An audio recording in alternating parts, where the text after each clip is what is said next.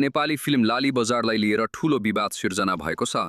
वादी समुदायको प्रतिनिधित्वलाई लिएर सुरु भएको बहस अहिले सडकदेखि अदालतसम्म पुगेको देखिएको छ।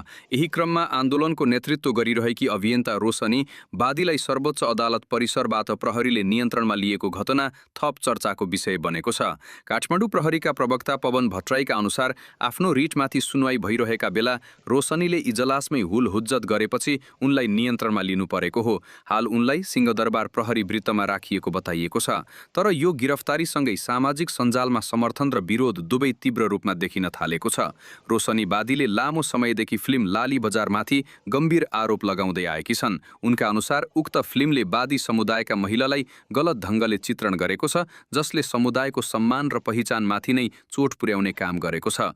यही कारण उनले फिल्म प्रदर्शन रोक्न माग गर्दै सर्वोच्च अदालतमा रिट दायर गरेकी थिइन्। केही दिन अघि उनले चर्चित राजनीतिक व्यक्तित्व रवि लामिछानेको गाडी अगाडि सुतेर समेत विरोध जनाएकी थिइन्। त्यो दृश्य सामाजिक सञ्जालमा भाइरल बनेपछि यो आन्दोलन देशभर चर्चाको विषय बनेको थियो। धेरैले उनको साहसको प्रशंसा गरे भने केहीले त्यसलाई अति भावनात्मक र अव्यवस्थित आन्दोलनको रूपमा पनि टिप्पणी गरे। यता फिल्म निर्माण पक्ष भने आफूहरूले कुनै समुदायलाई अपमान गर्ने उद्देश्य नराखेको दाबी गरिरहेको छ। उनीहरूका अनुसार फिल्म समाजको एउटा यथार्थ कथा प्रस्तुत गर्ने प्रयास मात्र हो।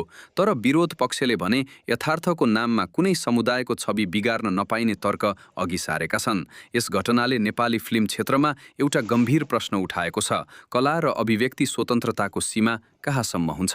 कुनै फिल्मले समुदायको भावना चोट पुर्यायो भने त्यसलाई रोक्न पाइन्छ कि पाइँदैन? कलाकारको स्वतन्त्रता ठूलो कि समुदायको सम्मान? अर्कोतर्फ अदालत जस्तो संवेदनशील ठाउँमा भएको प्रदर्शनले कानुनी मर्यादामाथि पनि प्रश्न उठाएको छ। यदि अदालतभित्र नै हुलहुज्जत हुने अवस्था आउँछ भने न्याय प्रणालीमाथि असर पर्ने चिन्ता पनि धेरैले व्यक्त गरिरहेका छन्। अहिले सामाजिक सञ्जालमा यही विषयमा बहस तीव्र बनेको छ। केही मानिस रोशनी वादीले आफ्नो समुदायको आवाज उठाइरहेकी छन् भन्दै समर्थनमा उभिएका छन् भने अर्कोतर्फ कानुन हातमा लिन पाइँदैन भन्ने आवाज पनि बलियो सुनिन थालेको छ।